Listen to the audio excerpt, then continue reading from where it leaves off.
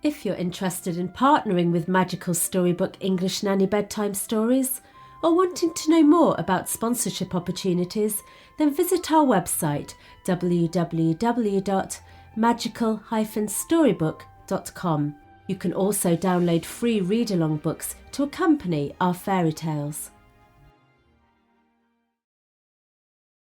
Welcome to Magical Storybook, a collection of children's stories from around the world. Rapunzel. Once upon a time, in a faraway land, lived a man and his wife. They longed to have a child and wished for it year after year. This longing became so much that the woman eventually became sick and took to her bed. Her bedroom overlooked a beautiful walled garden, which was filled with the finest vegetables and flowers that you ever saw. Some days she would sit and gaze down at it, smiling and wishing that she could go and visit it just once. But no one dared go into the garden, as it was owned by a terrifying witch who everyone was afraid of. She had built a high wall to keep people out. One day, when the lady was looking onto the garden, she saw a bed of succulent-looking leaves growing. They had purple bell-shaped flowers hanging from them. They were called Rapunzel, and they had tasty leaves and roots that you could eat. They looked so fresh and green that she longed to taste some. As the days went by, the lady grew pale and miserable, and she longed more and more for some fresh Rapunzel leaves to make her well again. The man grew worried for his wife's health and asked her how he might help her. "I long for some of the fresh Rapunzel that grows in the walled garden," she said. "I think that I shall die without them." Well, the man was terrified at the thought of having to go into the witch's garden, but he decided that he would do it if it was the only way to save his wife's life. So, in the twilight, he climbed over the wall and looked around him. The coast was clear, so he grabbed a handful of Rapunzel and brought it back to his wife. She ate them up quickly and soon felt much better. But a few days later, she found herself gazing out of the window once more and down into the walled garden. She begged her husband to fetch some more Rapunzel leaves, but he refused, too scared to take the risk again. But as his wife began to get sicker, he decided to go. Once more, he climbed over the wall and grabbed a handful of Rapunzel. But as he turned around to leave, he saw the witch standing next to him. "How dare you climb into my garden like a thief and steal my Rapunzel?" she said. "It will be the worst for you." "Oh, be merciful," cried the man. "I only took them to save my wife. She's become so desperately ill and wanted some fresh leaves to make her better." The witch's face grew less angry. "If what you say is true, then you may have as many leaves as you like, on one condition. You must give me your firstborn child." The man looked horrified. "Don't worry," said the witch. "I will make sure that they are well taken care of. And besides, if you don't agree, you will die." In his panic, the man nodded and ran from the garden. With the second batch of Rapunzel leaves, the woman became well again, and eventually the day came when she gave birth to a baby girl. The happy couple was celebrating a few days later, when suddenly the witch appeared. "I've come to collect the child, as we agreed," she said. The man and his wife begged the witch to reconsider, but all she would say was, "I kept my part of the bargain and spared your life. Now you must keep yours." Then the witch snatched the child and headed towards the door. As she was leaving, she laughed mockingly. "I shall name the child Rapunzel." And then she disappeared out of the door. The witch did look after Rapunzel and treated her like a daughter, but she kept her away from the outside world, and Rapunzel never saw anyone except for the witch. Without anyone to cut it, Rapunzel's hair grew and grew, and soon it was so long that she had to tie it in plaits and wrap it up in a scarf. When she was 12 years old, the witch took Rapunzel to a high tower in the middle of the forest. It didn't have any steps or a door, just a window at the very top with a rope hanging down. The witch climbed the rope and ordered Rapunzel to follow. They both climbed through the high window and into a small room. It was comfortably furnished. "You will live here, protected from the world," said the witch to Rapunzel. And then she left the tower.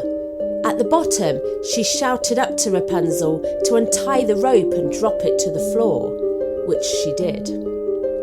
Rapunzel lived in the tower quite happily, painting, reading and embroidering, and the witch would return each day to visit her. When she wanted to be let in, the witch would shout, "Rapunzel, Rapunzel, let down your hair." And whenever she heard the voice of the witch, Rapunzel would open the window, unbind the plaits of her hair and let them tumble down to the ground outside. Then the witch would climb up.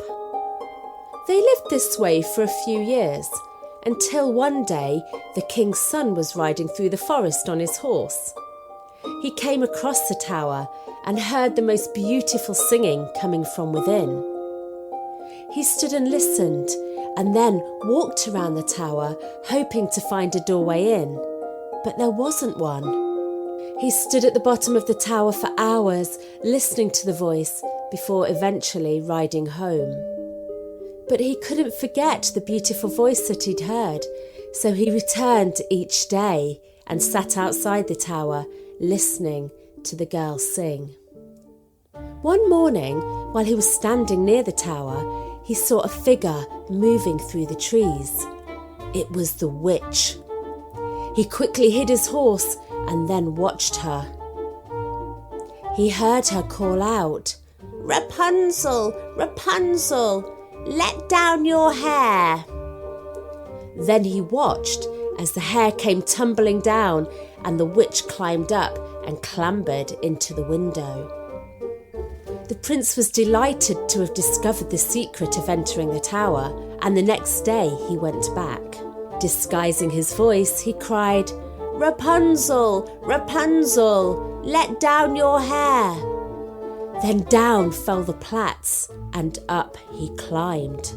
When she saw a man climbing through the window, Rapunzel was terribly afraid.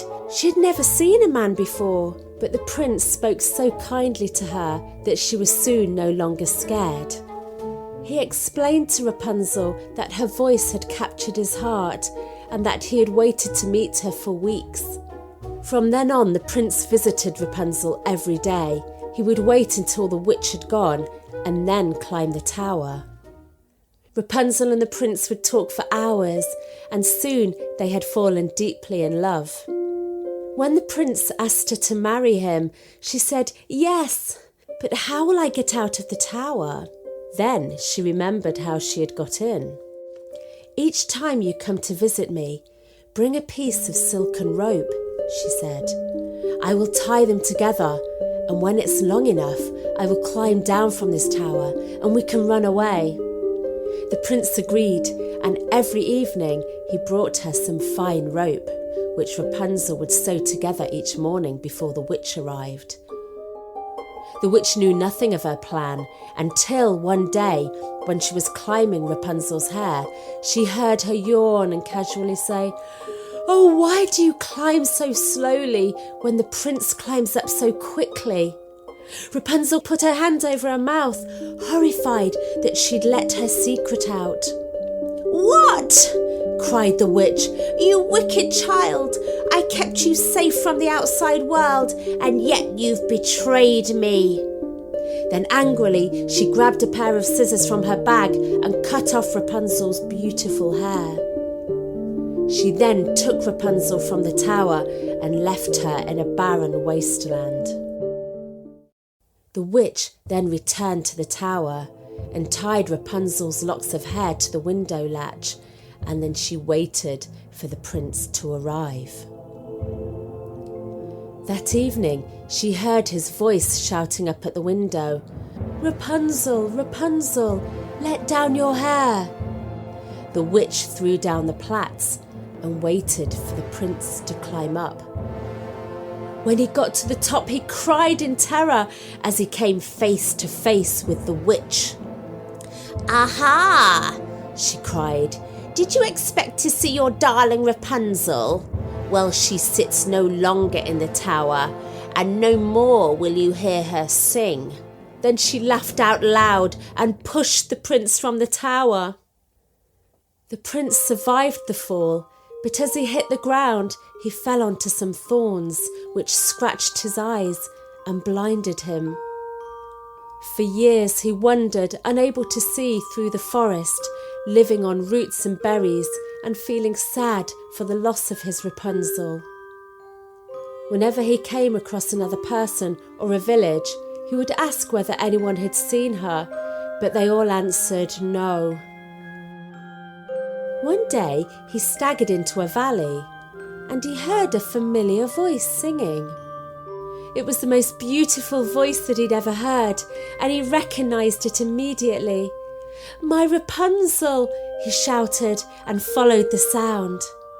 Rapunzel saw the figure running towards her, and although he was blind and in rags, she recognised him instantly. They hugged each other and wept for joy. Some of Rapunzel's warm tears fell into the prince's eyes, and by a miracle he began to see again. The king and queen were overjoyed to see their son return, and Rapunzel and the prince were soon married. When her mother and father heard about the wedding, they knew that Rapunzel was happy and well, and they were soon reunited, and they all lived happily ever after.